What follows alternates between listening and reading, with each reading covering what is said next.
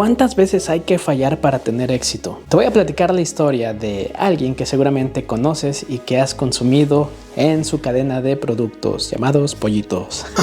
A los 5 años murió su papá. A los 16 dejó de estudiar. A los 17 años ya había perdido 4 trabajos. A los 18 años se casó. Entre los 18 y 22 años trabajó como conductor y otros trabajos más y él fallaba. Él mismo decía que no estaba logrando nada de su vida. Se unió al ejército y fue retirado. Aplicó para una escuela judicial y fue rechazado. Se convirtió en vendedor de seguros y volvió a fallar. A los 19 años se convirtió en papá. A los 20 años su esposa lo dejó y se llevó a su única hija. Después se convirtió en cocinero y lavador de platos en un pequeño restaurante. Y él, en este ínter, estaba haciendo todo lo posible por recuperar a su hija y poco a poco iba convenciendo a su esposa para que regresara a casa. A la edad de 65 años obtuvo su retiro y en el primer día de su retiro él recibió un cheque expedido por el gobierno por una cantidad de $105. Él mismo aquella ocasión sintió que pues no podía mantenerse con eso, que era una burla tantos años, ¿no? De fracaso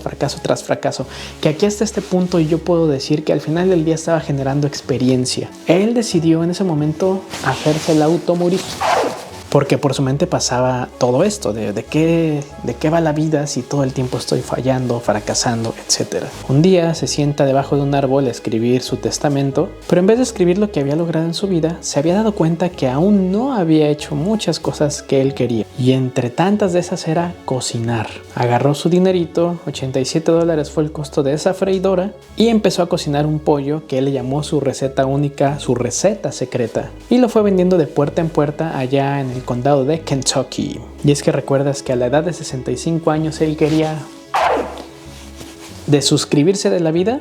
Pues a los 88 años el coronel Sanders, fundador de Kentucky Fried Chicken, era totalmente billonario y hoy en día sus cadenas por todo el mundo. Y es aquí donde nos preguntamos, ¿ya pensamos darnos por vencidos? Ahí te la dejo.